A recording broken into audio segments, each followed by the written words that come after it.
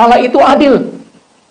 Yang tadi di awal saya udah cerita, pernah nggak saudara terpikir, kenapa saya rajin ibadah dibandingkan sama yang ibadahnya bolong-bolong?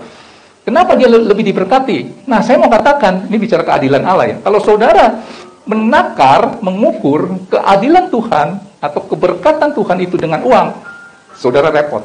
Saya mau katakan begini. Udah berapa, ya dari tahun lalu, tiba-tiba saya mendapat sesuatu begini. Kalau Tuhan memberkati seseorang itu, takarannya adalah uang, maka saya mau katakan, Tuhan itu nggak adil. Saudara mungkin filosofi saya. Kenapa Pak Yuliet bisa ngomong begitu? Karena saya melihat ketika 10 orang terkaya di Indonesia, buset, uangnya itu ratusan triliun, kok bisa parkir di satu tempat itu? Jadi kalau takaran berkat Tuhan itu adalah uang, saya mau katakan Tuhan itu nggak adil. Ada orang yang di sini mengontrak aja susahnya bukan main, tapi di sana uangnya sampai ratusan triliun. Kalau itu, maaf ya, saudara katakan itu berkat Tuhan, maka saya mau bilang Tuhan itu nggak adil. Emang Tuhan nggak tahu kalau di sini kita butuh? Nangkap ini, saudara memandang saya dengan ajaran sesat apa lagi? Bukan kata saya. Ya, keluarin firmannya dulu. Ini bicara keadilan ya. Matius 4 ayat 8 sampai 9. Seandainya takaran berkat Tuhan adalah uang, maka saya mau katakan Tuhan itu nggak adil. Matius 4 ayat 8 sampai 9. Ketika Tuhan dicobai di padang gurun. Perhatikan ya baik-baik. Dan iblis membawanya pula ke atas gunung yang sangat tinggi, memperlihatkan kepadanya semua kerajaan dunia dengan kemegahannya, uang yang berlimpah-limpah, kemewahan, bla bla bla bla bla. Ayat 9. Dan berkata kepadanya, semuanya ini, apa semuanya ini? Ya, harta, kekayaan, kemegahan, apa-apalah akan kuberikan kepadamu jika engkau sujud menyembah aku. Kalau sudah lihat ini berkat yang tadi yang saya cerita, itu ada di tangan siapa? Saudara jadi bingung ya. Loh kalau gitu bagaimana? Keluarkan Yohanes 10 ayat 10. Jadi takaran keberkatan Tuhan itu bukan ya uang itu, hatimu itu.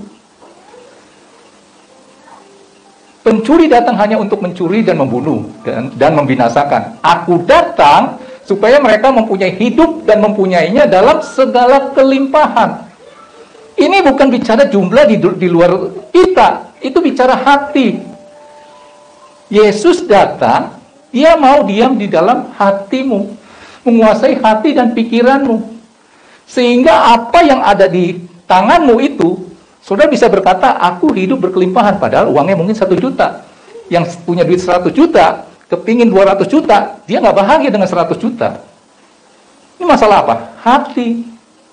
Aku datang untuk memberi hidup dan mempunyai dalam segala kelimpahan. Itu bicara hati.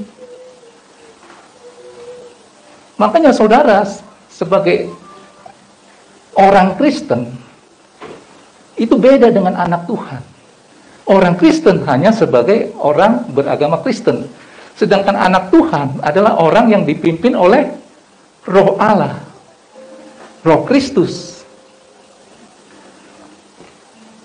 Maka beda orang Kristen dengan anak Tuhan.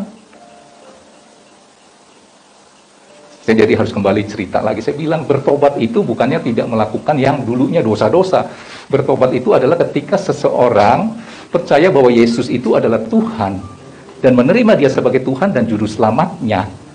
Saudara buka hati, Tuhan taruh rohnya di dalam hati orang itu. Nah, tindakan selanjutnya mau melakukan dosa atau tidak adalah tergantung roh yang Tuhan taruh di dalam hatimu itu aktif tidak menguasai hati dan pikiranmu. Apa masih tetap serakah? Saudara nangkap sesuatu ya? Nah, ini keadilan. Jadi kalau takaran keadilan Tuhan itu, ya ini udah pandangan umum ya. Mungkin kita dibutakan. Kalau lu hidupnya diberkati, banyak uang, pasti lu hidupnya berkenan di hadapan Tuhan. Saudara pernah nangkap sesuatu enggak? cerita seperti ini. Terus saudara misalnya enggak, ya pagi makan sore enggak, lu hidupnya sih enggak berkenan. Saudara pernah enggak punya pendapat seperti itu? Saya mau katakan, takaran keadilan Tuhan itu, kalau takarannya adalah uang, saya katakan Tuhan enggak adil. Tetapi bicara apa? Hati. Tangkap ya. Orang punya uang 1 juta, dia bisa bahagia bukan main. Orang ada yang punya duit 100 juta, hidupnya tetap nggak bahagia. Ada yang seperti itu. Saya sering cerita, banyak orang-orang terkenal. Misalnya, ya saya sering cerita ini, Master Chef yang terkenal, duitnya banyak. Anthony Bourdain, terkenal, duit banyak. Kenapa harus mati gantung diri? Penyanyi terkenal, Tommy Page, kenapa matinya harus gantung diri? Kate Spade, perancang tas, tapi kelas yang menengah, kenapa mati harus gantung diri? Emang duit kurang? So, nangkap ini. Jadi masalah apa? Hati. Nangkap ini ya.